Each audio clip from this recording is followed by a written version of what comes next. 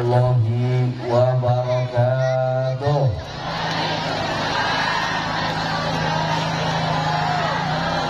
Bismillah walhamdulillah wassalatu wassalamu ala rasulillah Sayyidina Muhammad ibn Abdullah wa ala alihi wa sahbihi wa man tabi'a sunnata wa iqtada bihuda wa nasara dina ila yaumil qiyamah. Wa la hawla wa la quwwata illa billah. Subhanaka la ilma lana illa ma 'allamtana innaka antal alimul hakim. Rabbi shrah li sadri, amin, wa yassir li amri wahlul 'uqdatam min lisani yafqahu qawli. Rabbi zidna ilman warzuqna fahman wa atina hikmatan. Allahumma barik lana fi majlisina hadza bi rahmatika ya arhamar rahimin. Amma ba'du fa ya ibadallah, usikum jami'an wa nafsi bi taqwallah wa bi ta'ati Rasulillah sallallahu alaihi wa alihi wa sahbihi wa sallam. Wallahu subhanahu wa ta'ala amarna bit taqwa bi qawlihi ya ayyuhalladzina amanu taqullaha haqqa tuqatih wa la tamutunna illa wa antum muslimun. Wa qala nabiyyuna sayyiduna Muhammadun sallallahu alaihi wa alihi wa sahbihi wa sallam, atau kama qala nabi alaihi salatu wassalam, alaika bitaqwallah fa innaha jima'u kulli khair. Sadaqallahul aliyyul azim wa sadaqa rasuluhun nabiyul habibul karim wa nahnu ala dzalika minasyahidin wasyakirin walhamdulillahi rabbil alamin. Taqabbalallahu minna wa minkum fataqabbal ya karim. Bapak-bapak, ibu-ibu, saudara-saudari yang dirahmati oleh Allah Subhanahu wa taala. Malam ini kita kumpul bukan sembarang kumpul, betul? Malam ini kita kumpul mau ngaji, betul? Siap ngaji? Siap ngaji? Karena itu pasang telinga lebar-lebar supaya mudah-mudahan kita dapat ilmu yang manfaat. Insya Allah. Kita kumpul bukan sembarang kumpul, betul? Kita kumpul buat ngaji, kita kumpul untuk memperingati maulidnya Nabi kita Muhammad sallallahu alaihi wasallam. Mungkin udah nggak kehitung berapa maulid yang kita hadiri, betul? Berapa maulid yang kita datengin, betul? Berapa maulid yang udah kita selenggarakan, betul? Nah, karena itu saya mau mulai membahas sedikit tentang maulid supaya ini mengingatkan kita, sehingga kalau kita ditanya sama orang bisa jawab. Insya. Siap ngaji? Siap ngaji? Apa sih maulid? Apa maulid? Hah? Apa maulid? Hari kelahiran Nabi. Apa sih yang disebut maulid? Dijelaskan oleh seorang ulama besar, Al-Imam Abdurrahman bin Abi Bakar As-Suyuti, atau lebih dikenal dengan nama Imam Jalaluddin As-Suyuti. Imam siapa? Imam Jalaluddin As-Suyuti. Ingat-ingat, Imam Jalaluddin As-Suyuti. Siapa beliau? Beliau ini seorang ulama besar, ahlul ulum, ahli dalam berbagai macam bidang ilmu. Ilmu Al-Quran, ilmu hadis, ilmu fikih, usul fikih, dan berbagai macam bidang ilmu lainnya. Dan karangan beliau banyak. Sampai saat ini karangan beliau masih dibaca, masih dipelajari di berbagai pondok pesantren, di berbagai majelis taklim, di berbagai majelis ilmu yang ada di tengah-tengah kita. Salah satu karangan beliau yang paling terkenal yaitu Tafsir Jalalain. Tafsir Jalalain Ini akrab di telinga kita. Kenapa? Karena sampai saat ini masih dibaca, masih dipelajarin, masih dikaji sama guru-guru kita di berbagai masjid. Betul? Betul. Jadi tafsir Jalalain itu yang ngarang ada 2 orang. Yang satu namanya Imam Jalaluddin Al-Mahali. Imam Jalaluddin Al-Mahali nyusun tafsir Jalalain dari mulai surah Al-Isra sampai akhir Al-Quran. Belum dilanjutin, keburu wafat. Karena belum selesai, beliau keburu wafat, akhirnya dilanjutin sama muridnya yang tidak lain, tidak bukan adalah Imam Jalaluddin As-Suyuti. Makanya tafsir tersebut dinamakan tafsir Jalalain, yang kalau kita terjemahin ke dalam bahasa Indonesia artinya tafsir yang dikarang oleh 2 orang yang bernama Jalal. Yang satu Jalaluddin Mahali, yang kedua muridnya Imam Jalaluddin As-Suyuti. Sampai sini paham? Ngerti? Lanjut? Masih semangat? Siap sampai pagi? Siap sampai pagi? Sampai pagi? Lu sampai pagi gue pulang. Gue pikir nonton wayang golek sampai pagi. Enak aja. Tadi nanya mah panitia biasanya mau di sini jam berapa kelar? Jam 11 gitu. Berarti saya 15 menit aja cukup. Sisanya lebih kaltah ya. Nah jadi saya nggak mau bahas panjang lebar tentang tafsir Jalalainnya. Cukup kita tahu Imam Jalaluddin salah satu karangannya tafsir Jalalain. Jadi ini bukan ulama yang asing buat kita, betul? Saya nggak mau bahas panjang lebar tentang tafsir Jalalain. Sebab kalau kepanjangan ngerti kata puyeng iya. Betul. Yang saya mau bahas nih Imam Jalaluddin As-Suyuti-nya nih. Imam Jalaluddin As-Suyuti salah satu orang yang ikut menyusun tafsir Jalalain. Ini hidup tahun 800-an Hijriah. Sekarang tahun 1400-an Hijriah. Berarti udah berapa tahun tuh? Berapa tahun?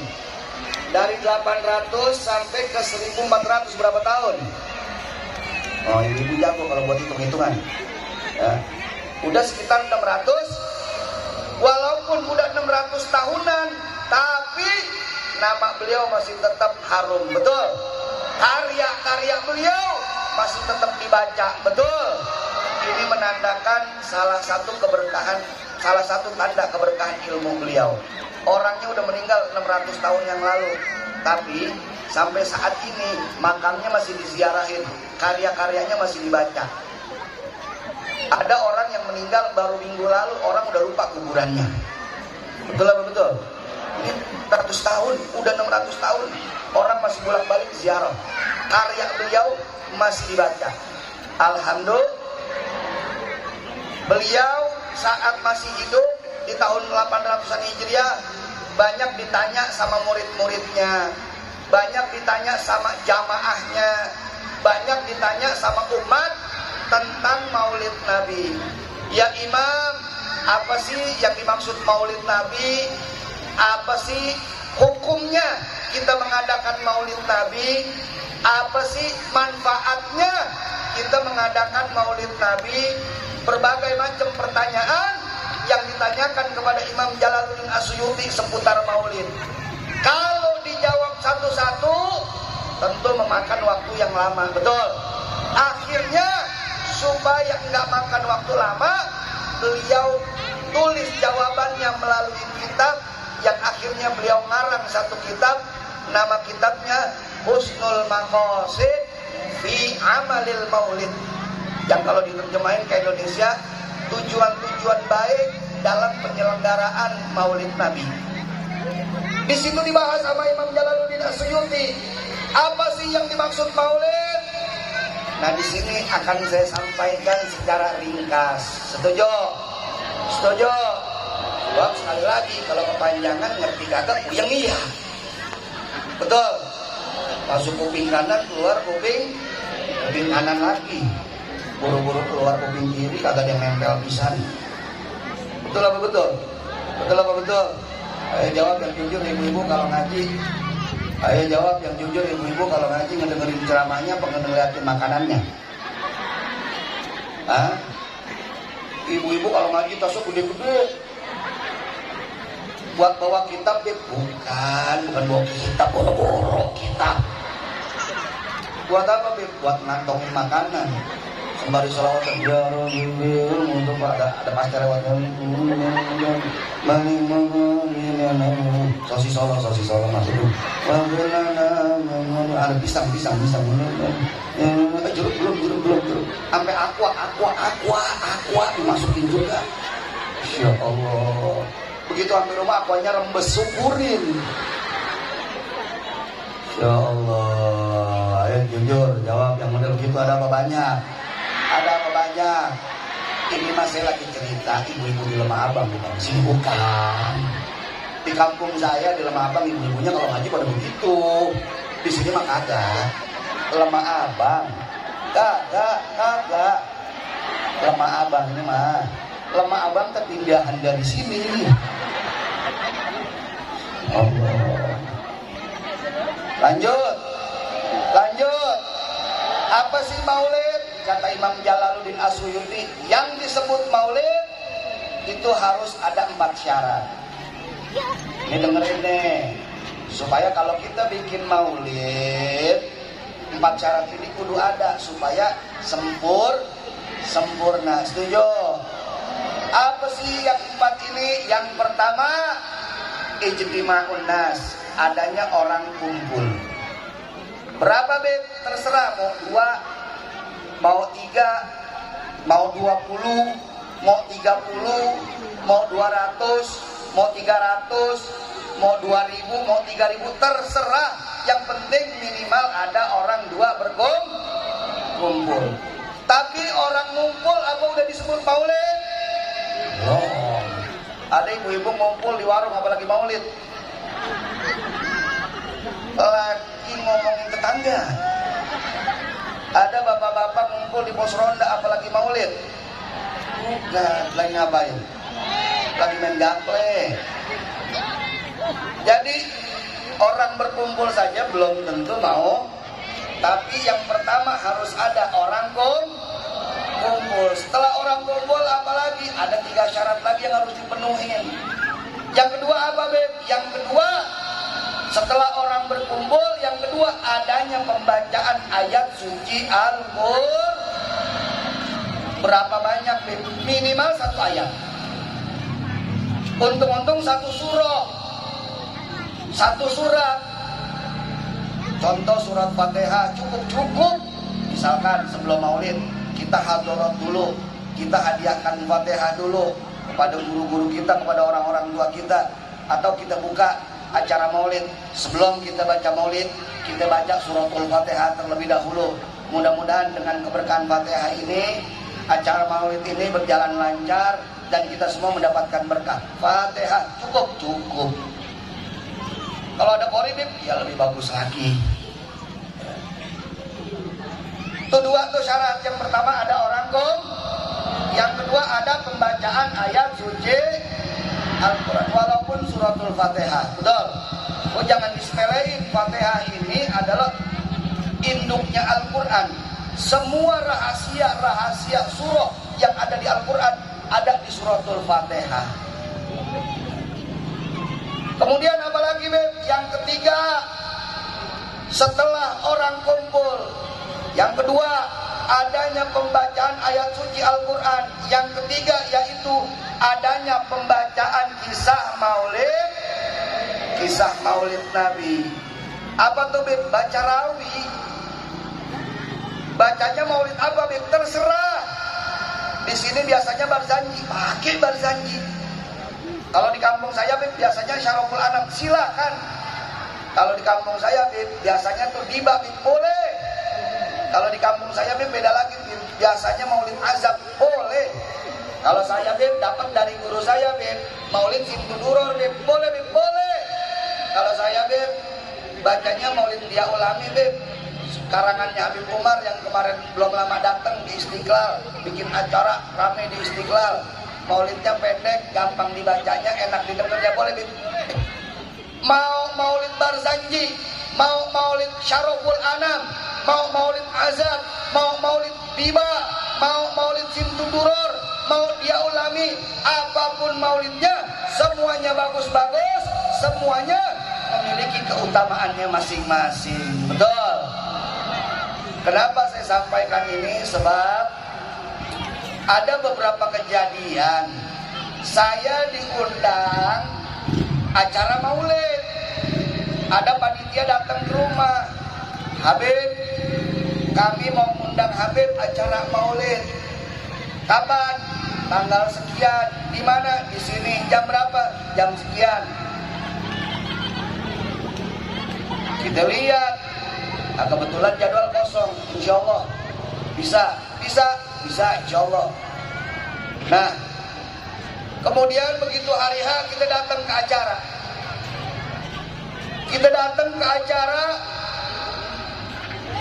Kemudian dibuka acaranya acara maulid, dibuka acara.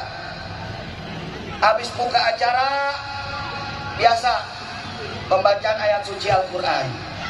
Habis pembacaan ayat suci Al-Quran, sambutan.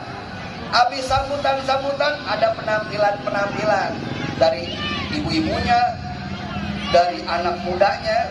Habis itu MC ngomong begini, marilah selanjutnya kita akan memasuki acara inti, acara yang ditunggu-tunggu, acara inti yaitu ceramah agama yang akan disampaikan oleh Habib Salim. Saya tanya sama panitia, Ustaz, ini acara maulid? Iya Beb. Acara maulid? Iya Beb. Baca maulidnya udah belum? Oh di sini mah nggak baca maulid Beb. Nggak baca maulid. Ini kan acara maulid. Iya Beb, kalau di sini mah nggak baca maulid, cuman kita marhaban doang sekali, udah habis itu langsung ceramah Beb. Ini ceramah teh Habib, acara intinya Beb. Oh nggak begitu. Justru baca kisah maulid Nabi itu acara inti maulid. Andai kata nih kita bikin acara maulid, nggak ada ceramahnya, nggak apa-apa. Yang penting jangan sampai nggak baca kisah maulidnya. Itu justru yang intinya di pembacaan kisah maulid Nabi-nya. Jadi kalau begitu Beb, kita ngadain maulid, nggak baca maulid Beb, sah gak tuh Beb? Ya kalau buat sama sah. Tapi kalau kata Imam Jalaluddin As-Suyuti, nggak abdol. Ibarat sayur asem kagak pakai garam, kira-kira enak gak? Enak gak? Jangan pakai ibu yang jawab, bapak-bapak. Pak, istri bapak bikin sayur asem, udah namanya sayur asem, kagak asem, kira-kira enak gak Pak? Kagak pakai uyah, kagak pakai garam, enak gak Pak? Gak enak. Betul? Nah bikin acara maulid, nggak baca maulid, kayak sayur tanpa garam, kurang afdol. Kalau kata Imam Jalaluddin As-Suyuti, maka baca maulidnya. Saya lebih senang anak-anak muda yang baca maulidnya, orang-orang tuanya ikut. Jadi ada regenerasi, insya Allah ya. Nah baca maulid. Kemudian apa Beb? Setelah adanya orang kumpul, kemudian yang kedua adanya pembacaan ayat suci, yang ketiga adanya apa? Pembacaan kisah maulid, yang keempat yang juga nggak kalah penting, yang perlu kita perhatikan. Ini kalau keempat nggak ada, ibu-ibu bisa rusuh, ibu-ibu bisa bakar-bakaran nih. Ibu-ibu bisa lempar-lemparan batu ini.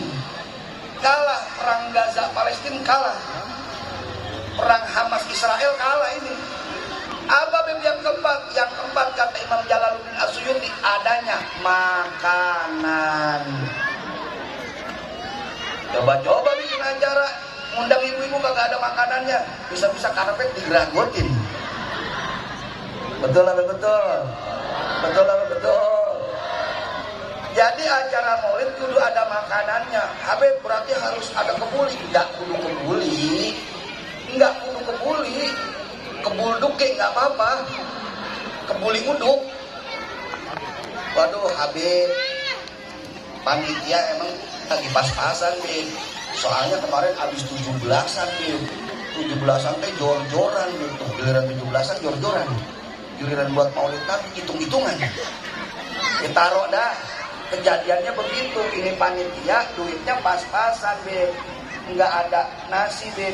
Snack aja boleh Bim. Snack boleh. Yang penting makanan.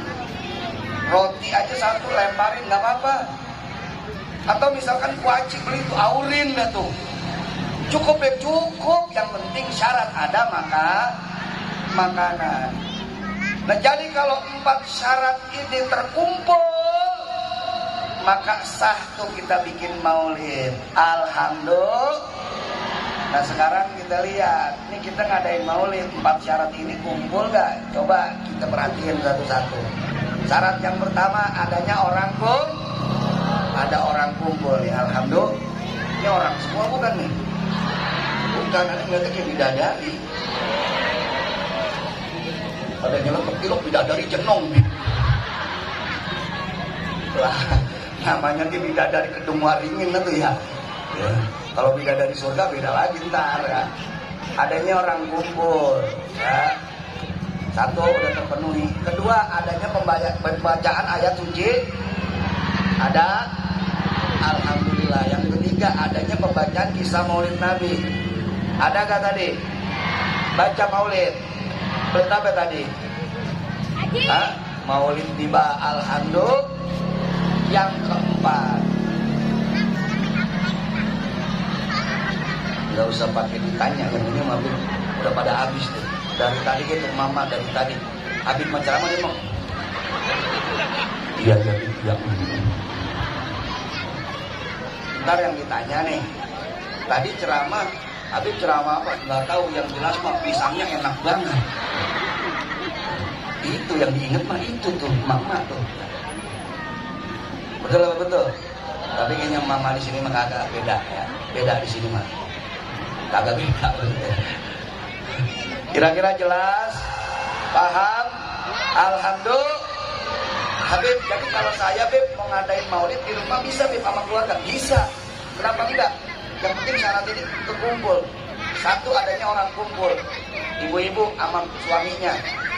Suaminya lah orang bukan? Bapak-bapak sama bininya. Bininya orang bukan Pak? Ya kali gitu kawin sama jin. Adanya orang kumpul, suami, istri sama anak. Udah satu syarat kumpul. Yang kedua adanya pembacaan ayat suci. Suaminya pimpin baca Fatihah. Fatihah 2 udah. Yang ketiga adanya pembacaan kisah maulid. Biasanya baca apa? Oh Bib saya bisanya simtudurur. Baca simtudurur. Suaminya baca pasal pertama, dan istrinya baca pasal kedua, dan anaknya baca pasal ketiga. Udah ganti-gantian aja sampai mahalul qiyam, sampai berdiri. Habis itu sampai doa. Udah 3 tuh. Terus yang keempat apa? Adanya makanan. Bikin pisang goreng, bakwan, kasih tuh laki kopi, kasih anaknya teh. Cukup. Jadi maulid di rumah alhamdulillah. Jadi kata Al-Imam Ali bin Muhammad Al-Habsyi, kalau kita rumah tangga sering baca maulid, bareng keluarga nih, sama istri, sama suami, sama anak, baca bareng-bareng nih. Ya, nggak kudu nungguin acara maulid, baca bareng-bareng tiap minggu minimal, tiap bulan dah di rumah kita seturu-turu kita sama keluarga kita baca maulid. Insya Allah itu rumah tangga bakal dijadikan oleh Allah rumah sakinah mawadah warohmah. Sakinah mawadah warohmah bukan berarti kagak berantem, bukan. Jangan dianggap sakinah itu kagak berantem, kagak. Kita ini nikah sama orang ini ada emosinya, betul. Berantem dikit mah biasa, betul apa betul? Asal yang penting jangan sampai jemput-jemputan. Itu mah kelewatan, betul. Kata Imam Ali bin Muhammad Al-Habsyi, kalau rumah kita sering dibacain insya Allah rumah tangga kita sakinah mawadah warohmah. Anak-anak kita dijadikan oleh Allah anak-anak yang soleh dan solehah. Alhamdulillah. Makanya di rumah biasain, jangan cuma bulan maulid aja. Setiap bulan kalau bisa baca maulid sama suami, sama istri, sama anak-anak.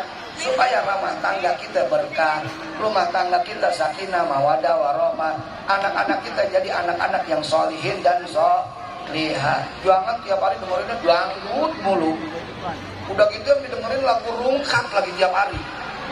Pantes aja hidupnya pada rungkat. Yang paling gede itu berasa tuh ya. Iya Bibia.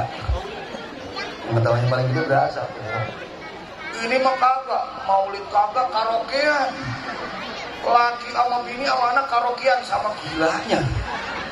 Orang-orang maghrib lagi pada yasinan, lagi pada tahlilan, dia karaokean. Masya Allah, jawab yang jujur, yang model begitu ada apa banyak? Ada apa banyak? Tapi di sini mah insya Allah nggak ada, amin.